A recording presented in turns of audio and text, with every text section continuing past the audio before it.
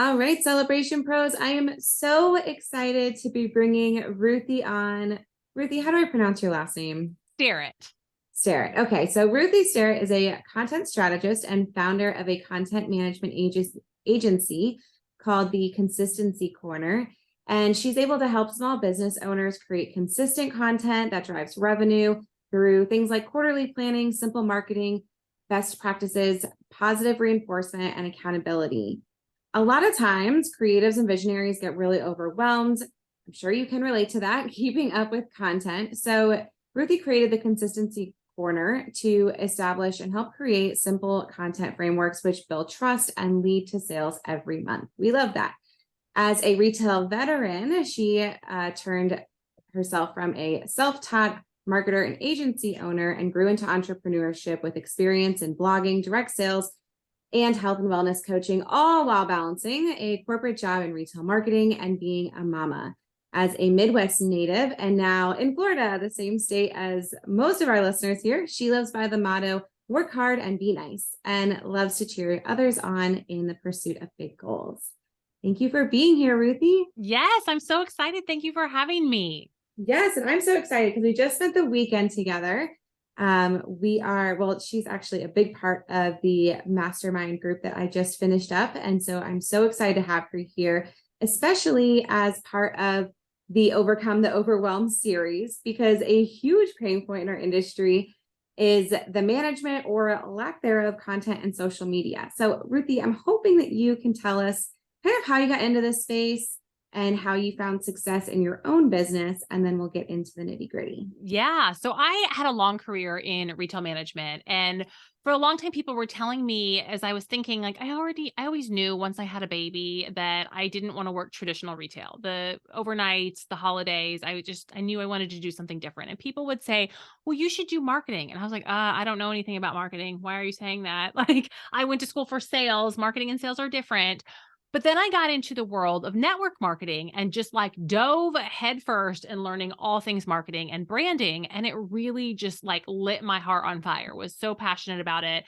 And I was in a corporate job in retail merchandising and had the opportunity to step into the marketing department, become the head of the marketing department, and then grow that to where I was a marketing director and actually had a team under me, all the while teaching myself how to do this. And so over time, I realized that if I can teach myself marketing, I can help other entrepreneurs learn it too, because it can become really overwhelming.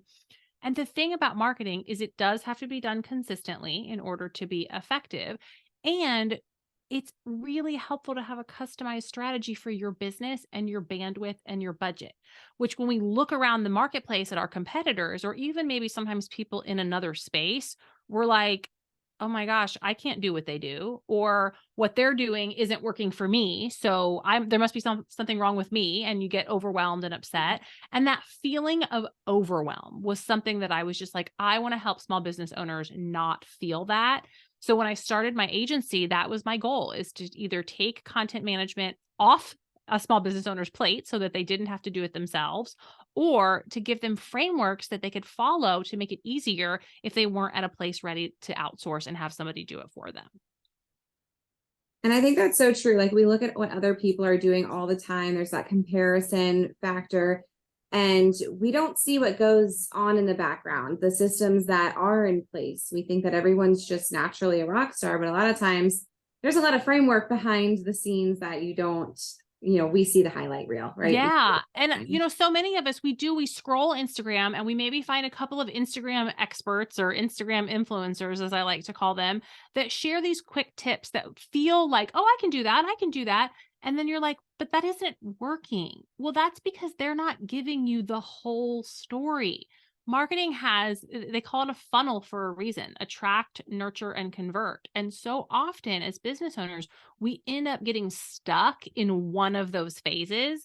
And so by having somebody kind of help you take that 10,000-foot view of your marketing plan and say, do we have strategies to attract new clients? Do we have strategies to nurture those people down the funnel? And do we have strategies to help convert them into actual clients?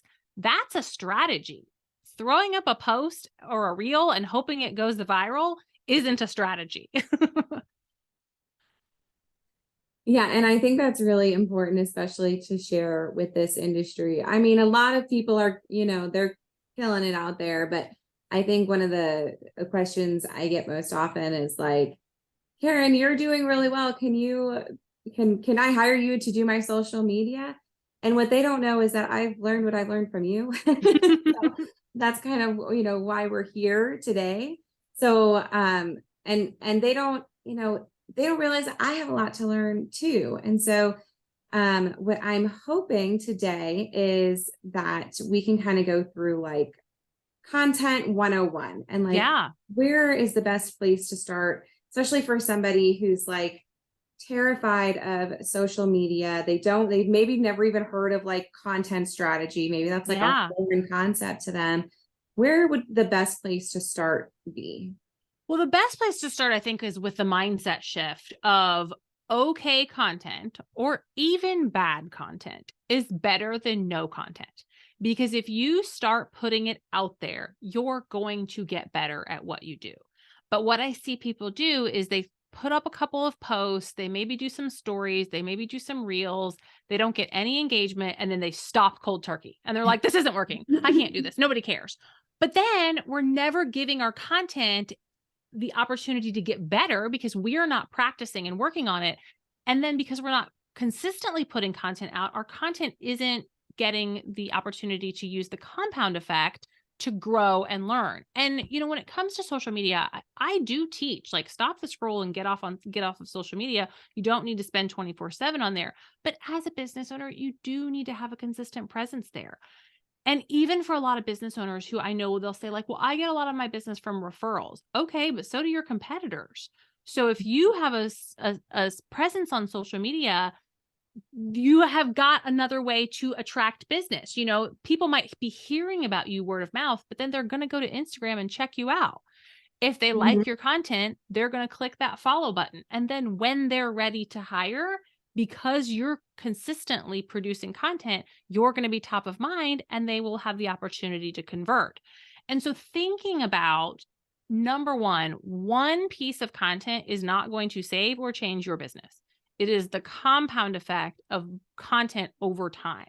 And I do teach that consistent doesn't have to mean constant, because I know some people are like, oh my God, the TikTok experts, like they say I have to post 17 TikToks a day and who has time for that? Well, nobody has time for that. Okay. But let's pick a intensity that we can be consistent with. So instead of like posting every day for 2 weeks and then being like, oh, I'm so burnt out, I don't like social media, I'm over it. Well, what if we post 3 times a week for 3 months and see how that feels? And then after those 3 months, we can reevaluate and say, okay, maybe I could do 4 times a week. Or now maybe I'm going to layer in a blog. Or now I'm going to layer in email marketing or something like that. But we're not burning ourselves out by trying to do everything at once. We're taking small steps and then getting consistent with them. Yeah, I think that's really great. You mentioned the compound effect, which is like one of my favorite business books. And Yes, Darren Hardy, every single person needs to read that book. It's so good. yeah, that's like typically like my first go-to if anyone says like, where should I start with reading? But one of the other things that you had mentioned too was how even if you have other referrals going on, that everybody's going to come back to your social media. And I think a big myth in the industry is that people are going to go to your website first. And that's just not true. They tend to Yeah. go to Instagram, especially in our industry. Yeah, I can share a story. I was looking for a new family photographer because the person that I had used before wasn't doing family photos anymore. I asked in a mom's group. I got 40 recommendations. And so I sat there on my phone and went to people's Instagram. And that's how I narrowed down the list of whose website I actually was going to go to look at their pricing. Wasn't going to go to 40 different websites, but I could scroll and look at 40 different Instagrams. And so that was kind of my tripwire in the funnel of, do I like this person's vibe? Do I like what they do? Are they posting? Because if I noticed that they hadn't posted it, in 18 months, I was like, oh, well, they're probably not really in business anymore. They're not even active, which is, something that I think we think a lot about of like, oh, well, in the wedding industry, we think like, well, maybe I haven't had a project for a while. Well, that's okay. Pull pictures from old projects. It's okay to put that out there. Like it doesn't have to be in real time. And, one thing I love about the wedding industry is that there is so much opportunities for content because you're in beautiful spaces and there's beautiful stories to tell. And you can tell the same story over and over again. I share this with my clients that if you're not sick of yourself, other people aren't seeing you. And we think that people see every single piece of content that we put out there, and they don't. They see a percentage of it, a fraction of it. They need to see it over and over again. We have to be putting it out there over and over again. And it's okay to even repurpose content to make your life easier. Yeah, absolutely. And Ruthie, you're doing amazing because I have all kinds of distractions on my end for those of you like listening to the podcast. If you're watching YouTube, sorry. I also have a little boy, so I Oh know my all goodness. about the we're just going to roll with this and Right? figure it out. And I had to mention it because yeah, because it's real life, and that's where we are. And that's a big part of this overcome the overwhelm is finding the harmony between the two, using your time wisely when you're creating the content so that you don't get burnout. So yeah, no, all of that is great. Now, if someone's listening in and they're like, Ruthie, that sounds great. I love all of that, but I'd really just like to hire somebody. I don't want to get into it all. What would your advice be on outsourcing something like this?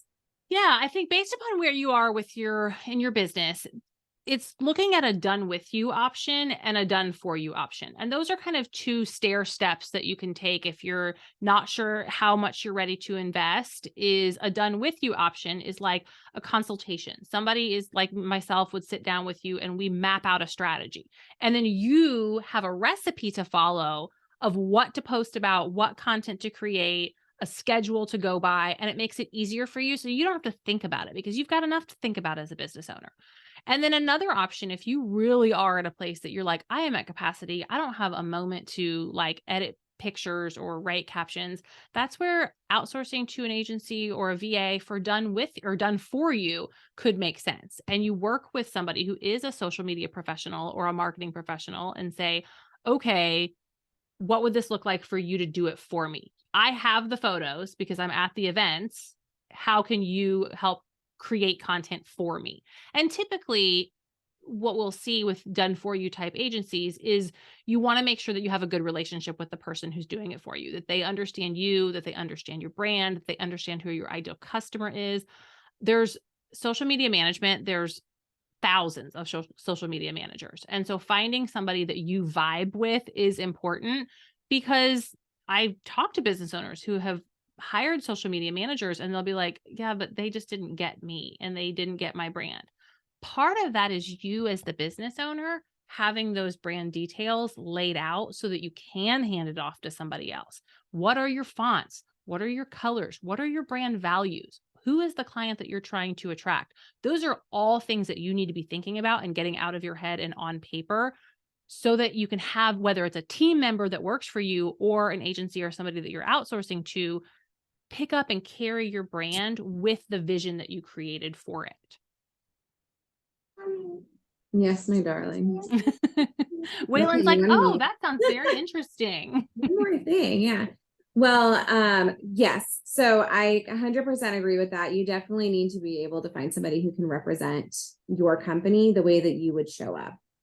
And I think we've even said if they can do it 80% as good as you, it's still, that's what you're looking for. 80% or more and you're in the right. Yeah. Because if you're not doing it at all, their 80% is better than your 0% if you're not getting to it. And one other thing that I will reference when it comes to social media, and I know that, you understand this model, but social media is not a business strategy. It's part of your marketing strategy. It's a container for your marketing. So what are your other things? Do you have a lead magnet? Do you have a work with me interest form that people can fill out? Is there email automation that they get, after they fill that email out? I've had businesses hire me that they're like, well, we just want you to manage my social media. And I'm like, okay, but I actually want your business to grow. And unless we have a full-on marketing strategy, social media alone doesn't work, or it doesn't work for the long term. Right. Absolutely. Yes. This is what you've taught me from day one. Yeah. No, We've got to have those other things in place. Yeah, I think that this gives a pretty clear window as to what content strategy is, to our listeners here. And just to understand that, the social media aspect, it's important, but it's only one piece of the puzzle to your business. And it's Yeah. important because it's your portfolio. We want to Yes. make sure that everyone knows that you're open for business. The analogy that I use is that a coffee cup isn't coffee. It's a container for your coffee. And social media is a container for your content. But there are Love other that. containers out there too that we can use, wedding professionals, trade shows sometimes, or your website and blog, which is going to drive traffic, your Google My Business profile, which is people are going to find you when searching. Those are all containers for content too. Yeah, I love that analogy. That's perfect. It also makes me want coffee. So Yeah. when you're a mom, you just need more coffee. Next time I'm in Central Florida, we'll get coffee. Yes. Hopefully you won't have to wait that long though. Well, I have a couple of just some quick fun Q&A so that our audience can kind of get to know you on a personal level. Yeah. Although the ones I've chosen, I guess, are a little more business related. But what are you currently reading and or listening to? So I'm reading 3 books, which I don't recommend reading 3 books at once, but I just happen to be. I've started 3 different books. So I'm reading Selling Staircase by Nikki Rausch, who I have a podcast as well, and she's going to be a guest on my podcast soon, but she is a sales expert and sales coach. So I'm reading that. I'm reading Who Not How, which is all about outsourcing and adding the who's to your team that can help you get things done. And then I am just about to start Atomic Habits. It's sitting on my bedside table, but I haven't started it yet. That one is so good. That's kind of like up there with Compound Effect. Like for like a year, I have had so many podcast guests tell me that that's their favorite book, and I'm like, okay, I really need to read it. I read Prince Harry's book in January as like a fun book. And then I was like, okay, now it's time to get some business books under my belt. So I went a little nuts and started 3. Well, good luck to finishing them all. I'm sure you will.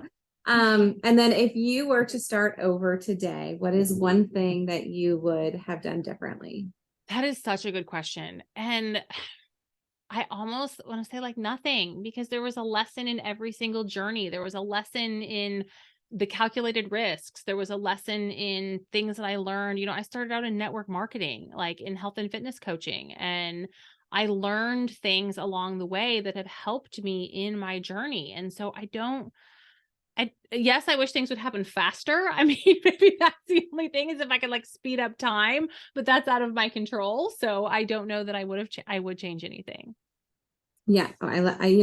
And because you started in network marketing, that was a part of my journey too. And I feel like there was so much that I learned that pulled me into the coaching space. Yeah. And there's also, when you start in that area, there's also some unlearning that has to be done. I was talking this weekend with another former network marketer, and she's like, well, but we learned we have to post 7 times a day. I'm like, you don't have to do that anymore. Like, you can let that one go. Yes. I love that. Well, Ruthie, where can our listeners find you and just enjoy more of you? Yeah. So I am on Instagram at the Consistency Corner. So that is typically where I hang out. I host a podcast called The Consistency Corner that has marketing and mindset tips for the busy small business owner. And then I have a 5-day free challenge that Carin can definitely put in the show notes, but it's the Stop the Scroll Challenge. So it's theconsistencycorner.com/stop the scroll. And you'll get 5 tips right to your inbox of how to minimize that time on social media and take back your energy without sacrificing your marketing strategy. Amazing. That's awesome. Thank you so much for, 1, being on the podcast. I've been really excited to have you on, and 2, being a part of the Overcome the Overwhelm series. I think this was absolutely perfect for, especially we're coming into a busier season. So just knowing that they can find some relief in this pocket of their business is super important. So thank you so much for having me. I know eliminating the overwhelm is something that is my part of my mission, particularly for working moms, because we have enough on our plate. So I'm excited to be a part of this series. Awesome. Waylon, do you want to say bye, Ruthie? No. Bye, Waylon. Thank you.